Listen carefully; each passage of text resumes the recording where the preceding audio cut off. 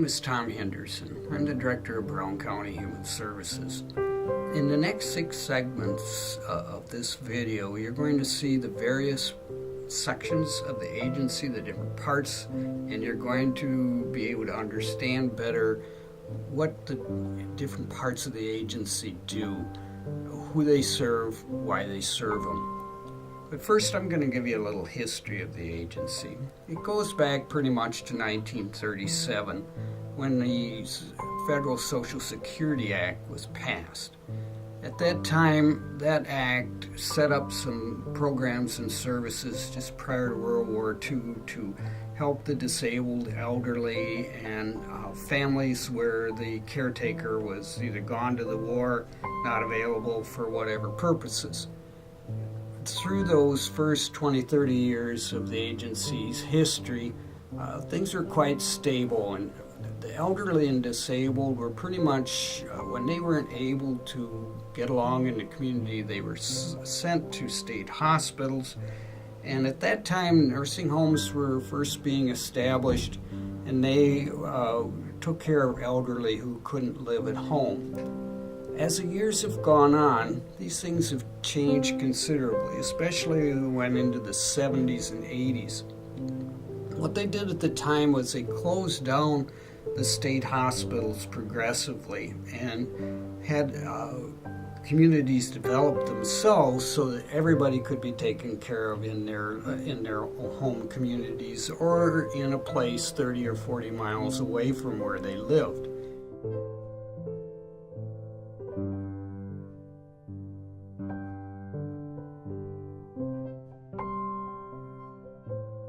Brown County Human Services has been serving the needs of developmentally disabled individuals in our county since the agency began.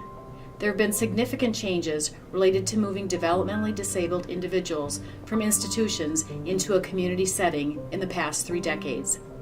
Currently, we have 4 full-time social workers who provide eligibility determination and case management services to approximately 170 individuals from our county who have developmental disabilities. They range in age from preschool to well past retirement age. When a request for services is received by our agency, it's assigned to a case manager. The case manager contacts the individual or family and assists in gathering diagnostic information to determine if they're eligible for services. It is likely they will also need to apply for medical assistance to see if they would qualify for financial help in having these services paid for. When eligibility has been determined, the social worker will discuss with the individual, family, or guardian the programs or resources that are available. Case management services means they will have access to a social worker who will help identify service options available, coordinate the delivery of the services, and provide ongoing monitoring and assistance. Individuals may receive services in their parental home, their own home, or in a group home or facility setting serving individuals with developmental disabilities. All options are discussed, and based on need, eligibility, and funding resources, the individual, their parent, and/or guardian are involved in choosing the services that fit their personal choice. The primary intent in serving individuals with developmental disabilities is to assist them in being as independent as possible and tailoring services to meet their needs. In addition to serving individuals with developmental disabilities, we also provide services to individuals with physical disabilities due to an accident, a disease such as multiple sclerosis, or a brain injury that limits their cognitive ability. They may require assistance to meet their own personal care needs, or they might need specialized equipment that would allow them to do some tasks independently or with limited assistance. Taxpayer costs can be significantly lower and quality of life higher when individuals are able to remain as independent as possible, living in their own home rather than moving into an institution. However, individuals have the right to choose this type of care. For some, their needs become too great and there are no other viable options available. A free service that's offered to all individuals in our county with disabilities or age 65 or over is a MnChoice assessment. This is a person-centered assessment that is completed by a nurse or social worker to determine if an individual requires assistance with activities of daily living, such as dressing, bathing, grooming. Other areas considered are if they need help with medication setup, shopping, cooking, or house cleaning. After the consultation, the certified assessor will provide the individual or the family with recommendations on the services that could assist this person to remain living in their home. A care plan and list of resources are made available as well. This might include home-delivered meals, an adult day program, an emergency response system in case of a fall, or weekly nurse visits to monitor a health condition. If an individual does not have the resources to independently pay for these services, they will be supported in completing a medical assistance application. If eligible for medical assistance, they may qualify for the Elderly Waiver Program, which uses MA dollars to pay for the services that they need. Adult Protective Services and Vulnerable Adult Investigations are provided by Brown County Human Services in conjunction with community law enforcement agencies. On July 1, 2015, Minnesota began a statewide central intake process for all reports of adult maltreatment. Prior to this, reporters called into the county to make reports. The Minnesota Adult Abuse Reporting Center, or MARC for short, now takes all reports and sends them to the appropriate agency for screening and possible investigation. Those reports concerning someone in a licensed facility are forwarded to the appropriate state licensing agency, either the Department of Health or the Department of Human Services. Brown County Human Services is responsible for screening and investigating reports that occur in the community and not in a licensed facility. If the report involves possible criminal activity, law enforcement takes the investigative lead and works with Brown County Human Services. Human Services is responsible for focusing on preventing any further harm to the identified vulnerable adult. The types of abuse that can occur can include sexual and physical abuse, caregiver neglect, self-neglect, financial exploitation, and emotional abuse. All reports of potential adult maltreatment are screened by a team of professionals at Brown County Human Services. If a report is screened in, we have a staff person who completes the investigation and provides services. There are now about 30 homes, group homes they're called, for the disabled. And in nursing homes in the county, the role has changed so that increasingly they take care of the more disabled and the more elderly folks than what they did years ago. And to take care of that group that we're concerned about in the community that still needs some assistance, assisted living and the home care industry has grown considerably over the years. These two industries, for group homes, assisted living, home care, employ up to 800 to 1,000 people in the county, none of which were here prior to the early 70s. Brown County Human Services has the role of determining who should get subsidy to be able to be in these facilities, at what level the facilities will charge for their services, how they will be staffed, is all a part of a union between the providers, many of whom are nonprofit entities in the community, and the government that pays for, in some cases with the elderly, most of them, about 60%, and the rest pay their own. And in the case of disabled, most of them also are paid for by the government.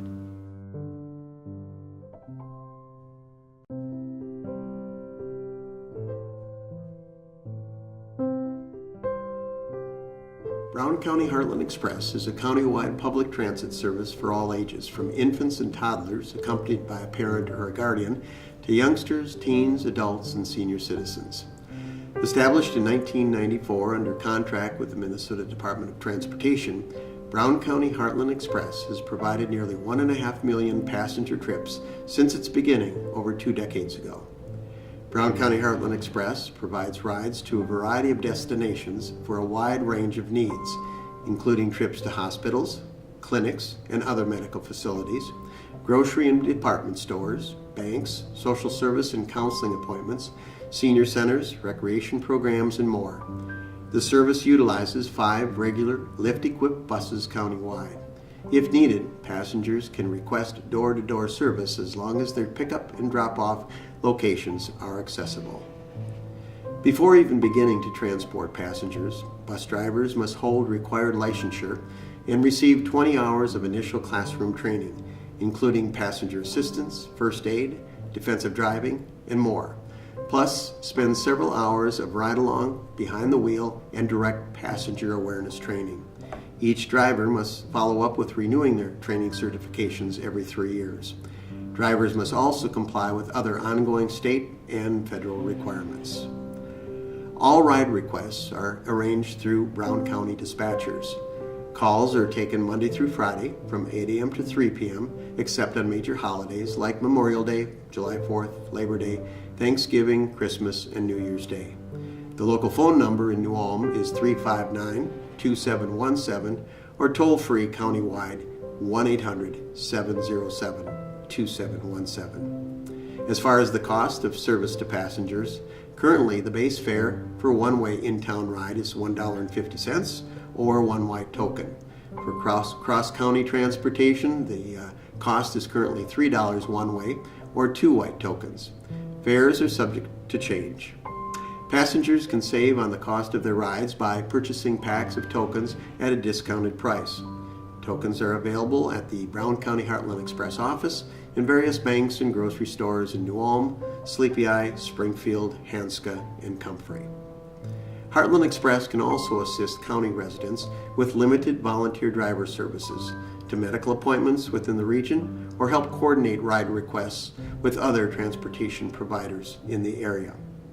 Heartland Express is a safe, convenient, and cost-effective way to travel when you've got things to do, places to go, and people to see. Again, call 359-2717 or 1-800-707-2717. So then I wanted to talk a little bit about the locations we've been. Historically, we started when I came to the county, we were in the basement of the courthouse. We moved to a facility on North State Street, second block, and we were there about 20 years. And then in the early 90s, we moved into what was previously the medical building on the corner of Center and Garden Street in New Ulm. Excellent location, middle of that community. We also have service centers in Springfield and Sleepy Eye Tuesday mornings. It is best to check with the office in New Ulm before you access those services to be sure you know what the hours that they're open.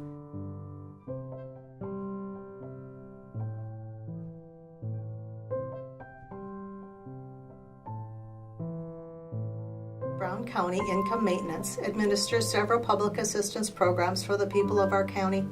Any resident of the county can contact our unit and request an application for health care, food support, cash programs, emergency assistance, or child care assistance.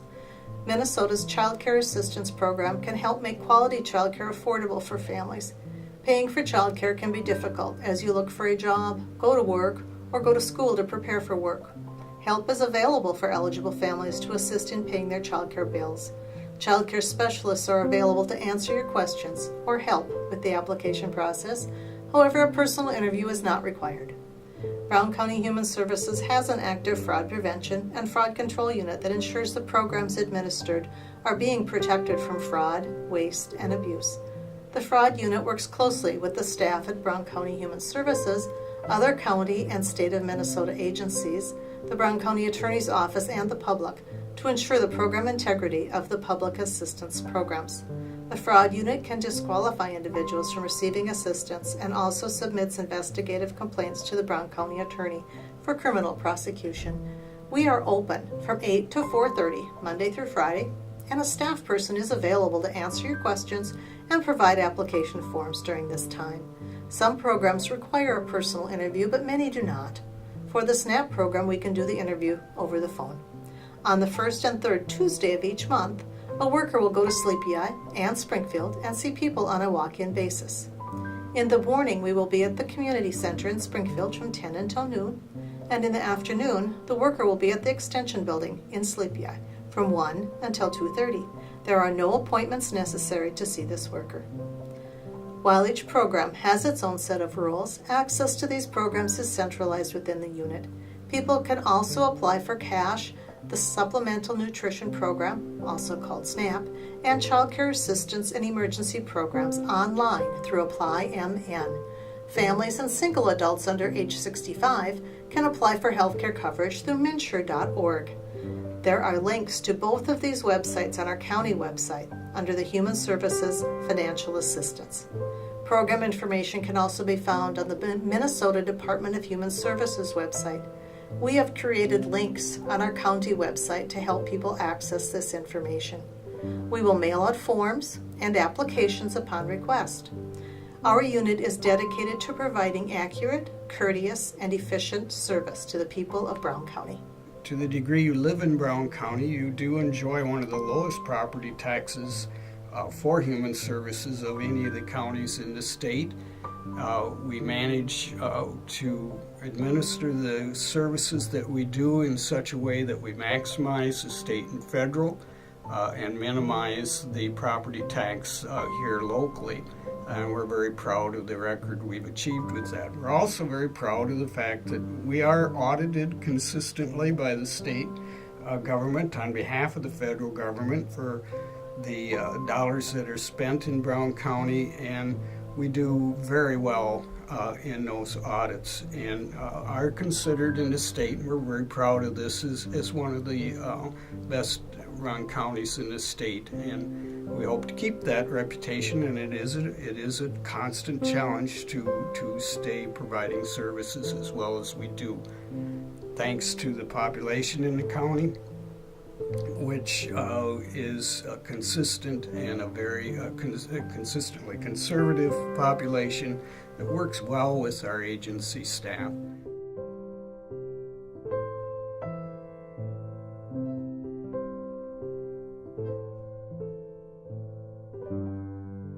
Child support cases in Minnesota include basic support, medical support, and child care reimbursement.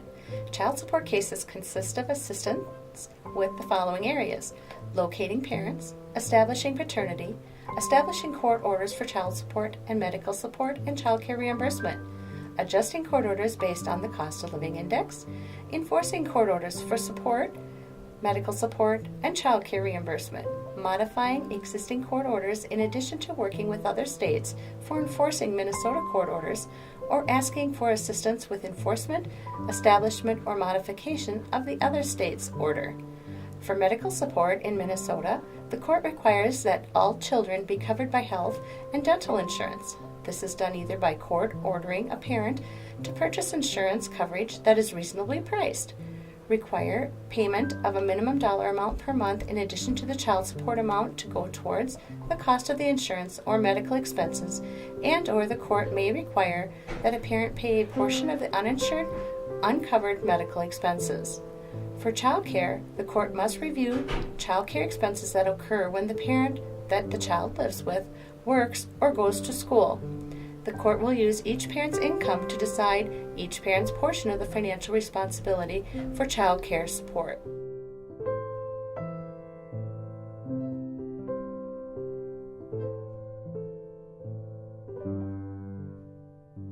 Brown County receives approximately 500 reports of child abuse per year. Child protection workers assess these reports for child safety, risk factors, and family strengths and needs. Extensive research has found that children are safer and families are healthier when family support services are quickly made available and targeted to specific needs. Many reported incidents are successfully addressed using either the Parent Support Outreach Program or Family Assessment Response. These approaches connect families to counseling, parenting education, services like early childhood or special education, and programs to help them meet basic needs such as housing and food. Counties and tribes still use family investigations for serious reports of child abuse and neglect. These include cases where children are in imminent risk or harm. Brown County offers voluntary services through the Parent Support Outreach Program, or PSOP. Parenting can sometimes be a demanding job, especially for parents with young children. If you're a parent with a child under age 10 and you're having a hard time caring for your child the way you want to, this program may be right for you. Short-term help may be available with housing, transportation, parent education, child development activities, childcare, and other services. The social worker focuses on a family's strengths and needs. They assist families with connecting with community resources that provide specific kinds of help families want and need. This program is about working with parents who want to do what's best for their kids. Mental health problems are common, affecting 1 in every 5 young people. In Minnesota, 9% of school-age children and 5% of preschool children have a serious emotional disturbance, which is a mental health problem that has become longer lasting and interferes significantly with the child's functioning at home and in the school. With appropriate identification, evaluation, and treatment, children and adolescents living with mental illness can achieve success in family life, in school, and in work. The overwhelmingly majority of children with mental health disorders, however, fail to be identified and lack access to treatment and supports. The Children's Mental Health Services are voluntary. Our social workers support families by helping them navigate the process and make connections. The Family Facilitator Program is co-located between Brown County Human Services and the Springfield, Sleepy Eye, and New Ulm schools. The goal of the Family Facilitator Program is to assist children and families to be successful in their home, school, and community using prevention and early intervention services. Support is provided to families through children's mental health case management and child welfare services. Referrals are made for children who are struggling at school and in the home. Family Facilitator Services are voluntary. These services may include referrals for diagnostic assessments, therapy, parenting skills, or social skills. The Family Facilitator Program offers activities and support to families throughout the year, including summer months when school is not in session. Brown County licenses family child care providers under delegation from the Department of Human Services. State rules and laws set requirements for family child care and group family child care providers. It covers items such as agency records, caregiver qualifications and training, license capacity, child to adult ratios and age distribution requirements, reporting requirements, behavior guidance, admission and provider records, as well as the physical environment, including activities and equipment, sanitation and health, water, food, and nutrition. Brown County licenses foster families who are willing to commit to caring for, loving, and nurturing children. Foster families provide emergency care to children who must be removed from their homes immediately for their safety. Foster families provide temporary care until children can be safely reunified with their parents or until a permanency plan is put into action. Foster families also provide respite care to give children's parents and caregivers a brief break from their daily parenting routines. Brown County averages 30 children in out-of-home placement per year. The role of foster families is to share parenting with children's families and work with county social workers to ensure children have a safe, permanent family. Brown County also licenses adult foster care homes like those operated by HSI and MBW. Adult family foster care is a licensed living arrangement that provides food, lodging, supervision, and household services. They may also provide personal care and medication assistance. Brown County offers family-based services to families receiving case management. Family-based workers assist parents with learning various skills. Workers model appropriate parenting techniques to assist families with increasing their knowledge to feel more confident with their parenting skills. Family-based workers also assist with independent living skills for older youth.